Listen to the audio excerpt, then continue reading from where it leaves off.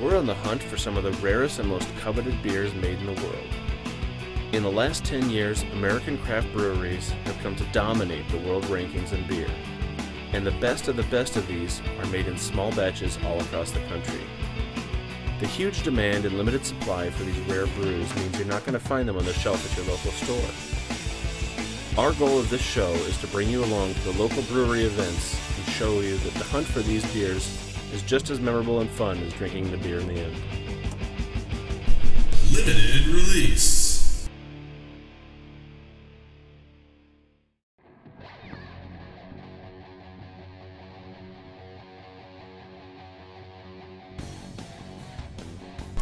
Hey Rob, what's happening?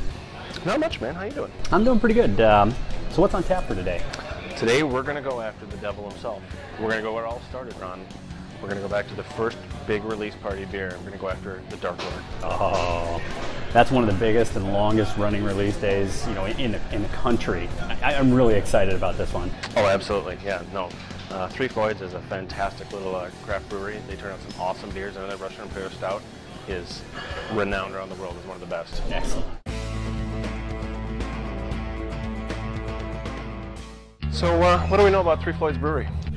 So Three Floyds was founded in 1996 by, you guessed it, the Floyd family. Sure. Brothers Nick and Simon, along with their dad Mike, started the brewery in an old warehouse in Hammond, Indiana. And they started off with actually like 1 5-barrel pot, and they actually heated it with a wok burner. Very MacGyver of them. Well, if you thought that's great, it's even better that the fermentation tank they had was an old recycled Swiss cheese fermenter. Even better. But the beer was good and demand grew, and in 2000 they moved into their current location, which can actually do 35 barrels of beer at a time now, which is actually still quite small, even by craft beer standards. It's incredible if you look at the list of things that they put out. Like, they cover the whole board of categories, and they're almost all really highly rated. It's unbelievable. After looking at this list, I think I need a drink. I think I know where we can get one.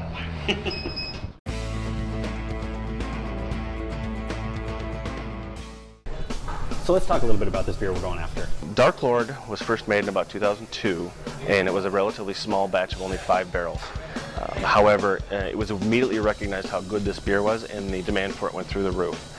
And since then, it has become one of the most sought-after beers in the country. What makes it so special? So, Russian Imperial Stouts are a real niche beer, right? And the thing is, they're very, very heavy and very strong. The thing is, when you're reeling without those heavy flavors, it's really difficult to balance all the various flavors and get a good blend. And that's where having a really great brewer comes in, which is apparently what they have at Three Floyds. Yeah, I know for the style, it can be anywhere from like almost syrupy, sugary, all the way to just toasted and burnt. Like, where does Dark Lord sort of fit on that scale? So Dark Lord leans on the syrupy sweet side. I mean, it's not syrupy sweet, but it is on the sweeter side. It still does have some of that toasty flavor, and there's a little bit of hops in there. But the thing about those sweet flavors is they really tend to jive well in the public. They like a lot. And the other nice thing about the sweeter side is it lends itself better to cellaring. So you can take your bottle of Dark Lord, you can put it in the basement for 2, 3, 4, 15 years if you want. And that makes it even more collectible and more cherishable because you can get it and put it away for a long time. So speaking about like cherishable and collectible, like I've heard about an even more like limited release of the limited release of Dark Lord. I mean, tell me about that. Okay, so when you get in the door with your ticket to Dark Lord Day, you give them your ticket that you bought, and they give you back a scratch-off ticket. While you wait for your line. Tickets for tickets. And then you scratch off your ticket, and if you're very lucky, you can win the right to buy one more bottle of Dark Lord in addition to your original allotment. And that will be one of the special release Dark Lords. And that's either a bourbon barrel-aged Dark Lord, a cognac barrel-aged Dark Lord, a cognac aged Dark Lord with pepper called the Muerte. And then finally there's the vanilla bean aged Dark Lord, which is probably the most sought after of the bunch. Everybody goes nuts for those. Well, knowing how popular this event is, I threw together a little montage of what I think we can expect.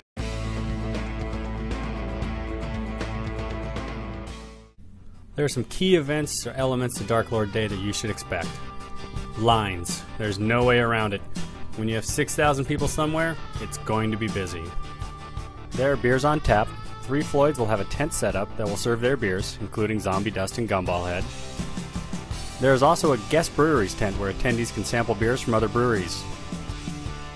Food is available and is generally very good. Try the pulled pork. T-shirts are sold, and they do have live music that starts later in the day, as long as you like heavy metal.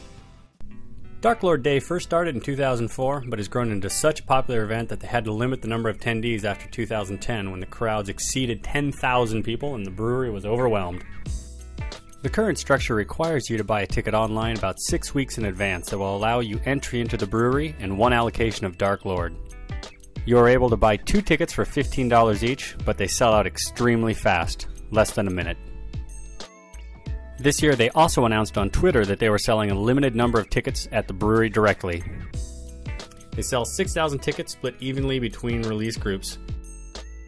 And also remember, you must have a ticket to enter the brewery. No party crashers. When buying the tickets, you need to pick a release group that determines what time you can pick up your Dark Lord allocation. There are 3 groups. Group A has pickup times from 10 to noon, Group B from 1 to 3, and Group C from 5 to 7 p.m. You can enter the brewery earlier than your ticket time to buy draft beers, food, and merchandise, but when it's time to get your Dark Lord allocation, you have to get back in the line. As is the nature of a limited release, secondary markets spring up to handle the high levels of demand. Immediately after tickets sold out on the official site, tickets were available on eBay for up to $400 a ticket. Crazy. As the day got closer, the tickets started to become much more reasonably priced for those who wanted to risk waiting to buy them, and in the end, you could get a ticket for about $80. eBay, StubHub, and Craigslist are all good places to check for tickets, but Three Floyds doesn't endorse or encourage the scalping of Dark Lord Day tickets. Just be ready to buy them when they're released and have friends help out. So Dave, what's better? Doing scratch-off tickets where you can wander in over the course of 5 or 6 hours and have a chance of winning it? Or losing out in 12 seconds? Good question. This time I didn't have to drive 4 hours.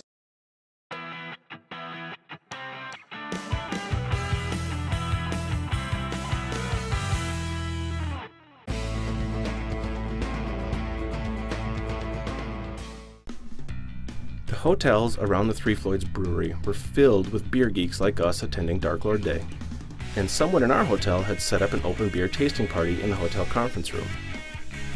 Now, if you've never been to a beer tasting party before, here's a few tips for you.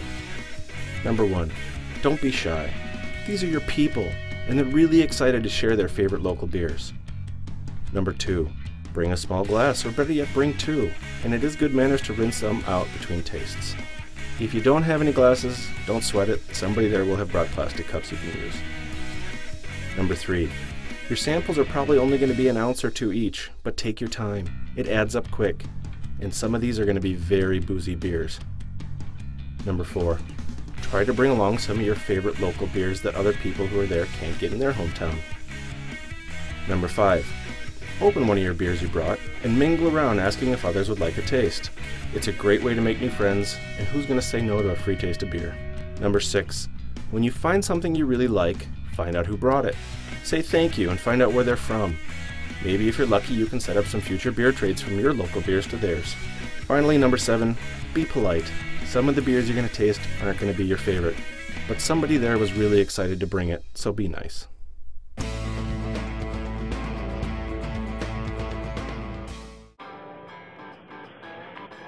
Good morning. It's 5:30 in the morning.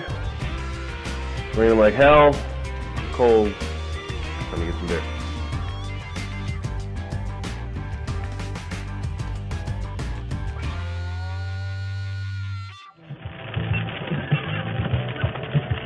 A lovely day.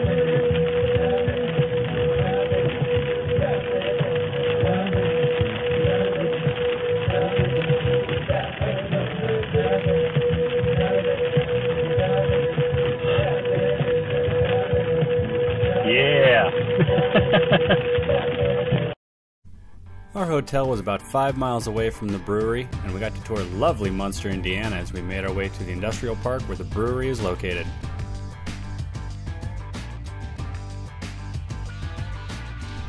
Parking can be challenging as the street spots fill up quickly. There are some business lots around, but they do charge to park there. We chose one close to the brewery, and they charged us $50 to park there. Ouch. Another challenge of a beer release in April in Chicago is the weather can be unpredictable. Thankfully, we anticipated some rain and had ordered a pop-up tent and some chairs to handle the inclement weather, and then we settled in for our 4-hour wait. This also made us some quick friends who brought more beers to share. So, the guy over here who's diehard enough to be here first in line, but just has a couple garbage bags. Oh, yeah. I was going to say interview the first guy in line, but I don't think you should talk to that guy. We got to interview the second guy in line.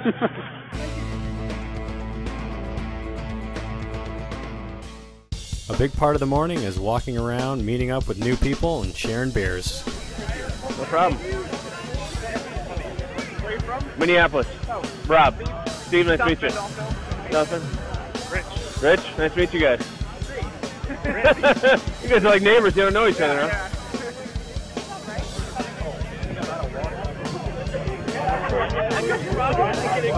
They want some abrasive up here? Yes. What's early? Thank you. You're welcome. What kind is it? Shirley Abrasive. It's double IPA. Oh, excellent. No problem. What time did you guys get here? 3? Holy cow. So that brings up sort of one of the other major components of Dark Lord Day, beer trading. Oh yeah, I understand Dark Lord Day is a great place to hook up with people and get regional beers that you don't have at home that you can find somewhere else. Yeah, I mean, because they really, the crowd comes from around the country, and they do a really good job of bringing sort of regional beers that you can't get elsewhere. They all bring them to Chicago and then you trade them. Like I know, for instance, I brought a bunch of Pliny the Elder because in San Francisco it's relatively easy to get, whereas in the Midwest, no Pliny. So how do you go about setting up these trades? I found the best way to do it is to go to some of the major beer sites like Beer Advocate or Rate Beer, and they all have forums that have trading sections in there, and you just say, I'm going to be at Dark Lord Day, this is what I have, this is what I'm looking for, and they make the connection.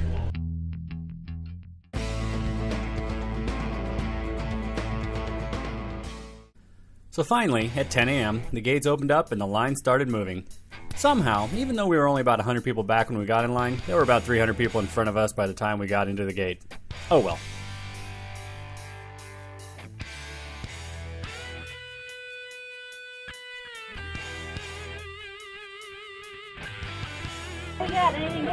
Yeah, that Gilgamesh was good. Gilgamesh. It'd be better if it was Gargamel. The Smurf beer. Once you get inside, you have a decision to make. Do you stay in the line for picking up your A allocation of Dark Lord, or do you try to get into the brew pub? We opted for getting our Dark Lord right away. Well, maybe a quick beer first.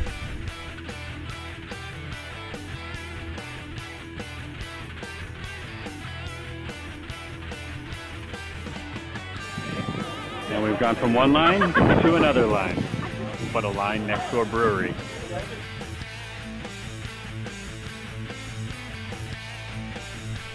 As we wound our way around the brewery, we finally approached the back entrance where they were exchanging your entrance tickets for a golden ticket. There's also a cash machine here in case you need money to buy your bottles. Note, this event is cash only, so bring enough to pay for your bottles, drafts, extra beers, and merchandise.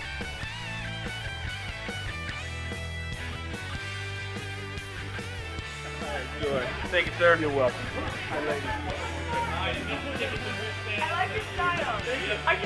All right. Nope, we don't have anything. I'm sure this is the winner. Yeah, you understand? Yep, you're good. Awesome. That is the winner. I've been getting out a lot of winners. I'm glad. We got our golden tickets, but sadly didn't win one of the coveted barrel-aged bottles.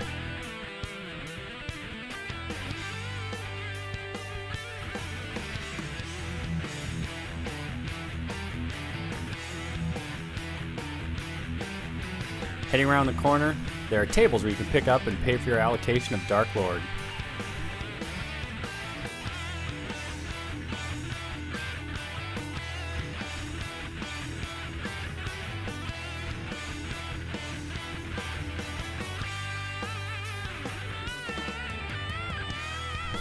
Caution: the cardboard carriers they give you suck. Make sure you hold the bottom of the box so this doesn't happen to you.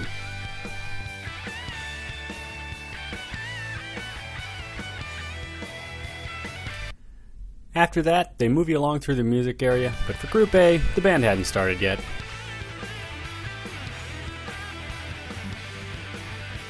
Then you get shuffled outside and the rest of your day begins.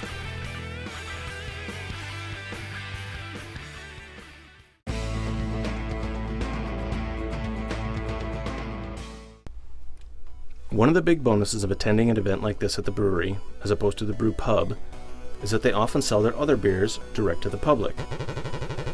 So if, like us, you don't live in Western Indiana or Chicago, this is your opportunity to stock up on Three Floyds beers. Plus, they'll often sell unique and rare offerings that even the locals don't find in their shops. This year, Three Floyds broke out a few special cases that they'd been stashed away. Most notably were several variants of the Alpha Claus beer and the Baller Stout.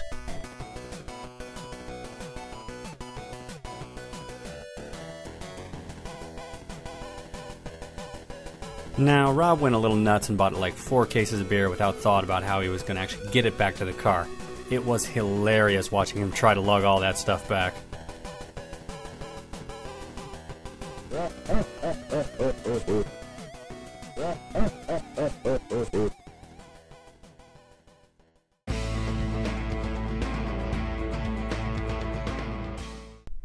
We went through the line again in the C group to stand as proxy for some friends who had tickets but had to cancel at the last minute, and we found it was an entirely different experience from our orderly A group. Around 4:30 p.m., all the B line disappeared into the brewery, and we were hoping this was because all had been served. What we really found what happened was that nice straight line outside had just become a morass of tangled lines inside. I think most people are all in line. Are they? Look, we could probably wait. It's arching around that pit. But like over here, I think is where the movie is, and then like the beer and the...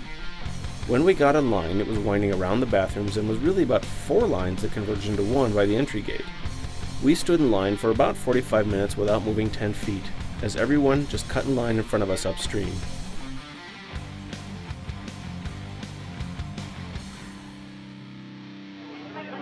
It's now been 45 minutes and we've moved 8 feet. I say we moved 12 feet. You are wrong. Although in those 45 minutes, 1,000 yards worth of people in front of us have moved. I would say that the sun came out and people cheered up for a short time, but the novelty is worn off and now people are getting bitter again. People are actually more sad now because now that the sun's out, they can see just how little they've actually moved. And now they know, like, oh my god, this place I've been forever. Yeah. Once again, get your A ticket. It would seem as though the C group is considerably different from the A group. The A group was more what I would call hardcore, serious beer geeks, whereas the C crowd has entirely more hipsters. there definitely is a hipster element here. Yeah. It may also be that the A group hasn't had 8 hours to drink. Are you saying that I think they look better because I've been drinking for 8 hours? Once we got to the ticket checker, the line was much smoother, and we were even lucky enough to score a bottle of barrel-aged Dark Lord when we went inside.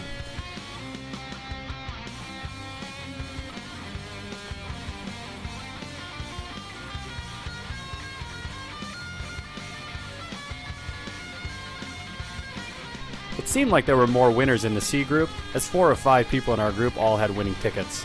Yes! Woohoo! Win one? Yeah! You guys both win? Tickets and wristbands, please.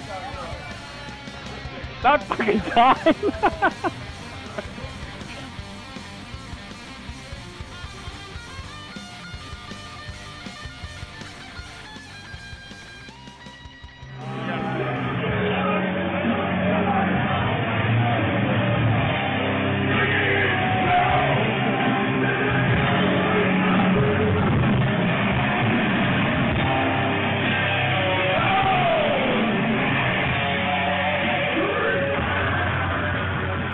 Well, it's been a long and productive day. Look at this crazy I'm amount tired. of beer we have. That is ridiculous. Loaded the car with all things Three Floyds. Oh my goodness. Not the least of which is a load of Dark Lord and 2 bottles of Special Reserve Bourbon Barrel Dark Lord. Now we are going to go eat some food and go the hell to bed. So how did we do this year? Well, we got a lot of great Three Floyds beers, and not only the Dark Lords, but quite a lot of the other offerings they have. Yeah, I saw you walking across that field with like 3 cases of beer and some other stuff hanging out, and all the line was like pointing and laughing at you, and I was too, because it was hilarious. Yeah, wasn't that funny on my end? Well, I mostly focused on actually getting trade beers, since I didn't have a lot of room, being on an airplane to take a bunch of Three Floyds with me. So I just focused on trades. Yeah, I could drive back all my beer, which was nice for me. But really, I think the Baller Stouts were the find here. I mean, we knew we were going to get the Dark Lord. That was great. But the Dollar Stouts came out of the blue. We didn't expect to find that, and that was pretty awesome. Yeah, it's really about a lot more than just sort of the Dark Lord release. There's so many other amazing things to get there. Yeah, that picture you sent me right when you got home and you loaded it up, it was just like Uber fridge. Yeah, it was a pretty nice day. So how would you say that this beer release day differs from the Kate the Great Day? Well, there's really, there's a lot of little things that are different, but there's really one main distinction that drives how the whole event unfolds.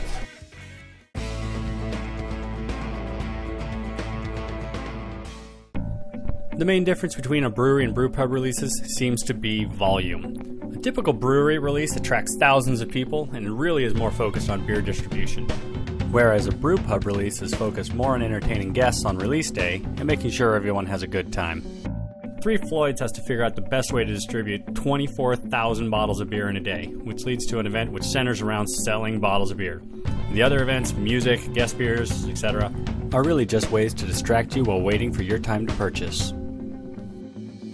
Brew pubs like Portsmouth are more focused on serving their drafts and making sure the patrons enjoy the time they spend there.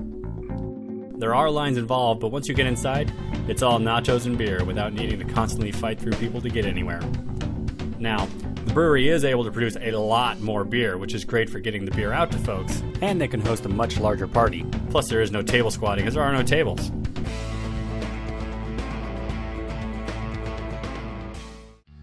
All right, Eric. So what we have brought you here today is a 2011 Dark Lord and a 2012 Dark Lord. Now, we have already tasted the 2012 Dark Lord, and in fact, like Dark Lord tends to be, it's on the sweeter side. So that lends itself very well to cellaring for some time. So what we're going to do is we're going to open this 2011 today and taste it, and we're going to give you that 2012 to put in your cellar for next year. Definitely got, very sweet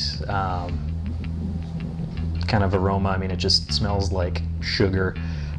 A lot like the aroma, to be honest. It's very sweet, bordering on cloying, but it's there's enough complexity there to even it out. I think to me it tastes kind of like a cross between rock candy and molasses with a little chocolate thrown in. I don't get a lot of the roastiness in this one that is common in a lot of these, and for me it's awesome. I mean, it's a great beer. It's well worth waiting for. Definitely the age is nice on it. It adds that complexity, that the sherry, port kind of character to the flavor, which I think is better than fresh. I'd probably even age it another year.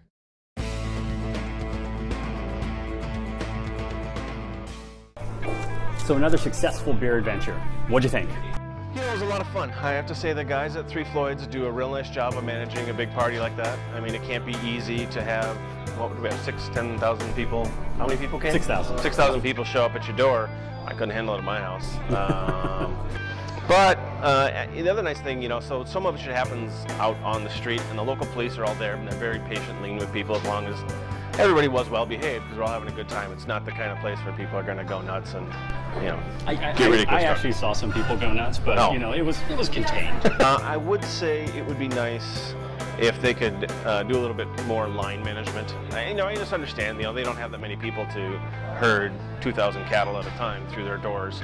But by the time we got to the C line, it was very chaotic. It wasn't even really a line anymore. It was just a big lump of people trying to push to get into the front, and it really kind of became frustrating at the end there. Yeah, I know. Standing in line for an hour and moving 10 feet was horrible. I mean, it may make more sense if the line didn't even go into the brewery, if it just went right along the outside and into the back. That may be great, because that sea line was just murder. Yeah, well, I think the easy answer to that is just get 8 tickets. That's true. Yeah. Well, until next time, keep drinking. Thanks.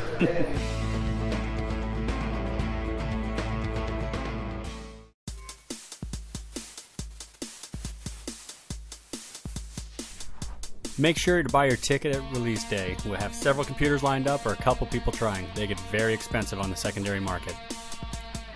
It's more fun to stay with a bunch of other beer lovers, so book at a hotel with rates for Dark Lord participants. Friday night beer sampling at the hotels is one of the most fun elements of the trip. Be there. The weather can be unpredictable. On the Tuesday before release day, check the weather. If it looks bad, order a pop-up tent from Amazon and deliver it to the hotel. Best $80 I ever spent. Trading is a big aspect of this event, and most of it happens before 10 a.m. Bring good stuff and get there early. 6,000 people in one little cell tower equals a communications mess. Have meeting places figured out in advance if you can. If you want to try Dark Lord on tap, head for the brew pub first thing. Otherwise, the lines become unbearable. So many sad people after they drop their allocation because the cardboard is weak. This event is a marathon, not a sprint. You have 8 hours to enjoy tons of beer. Don't flame out 2 hours in.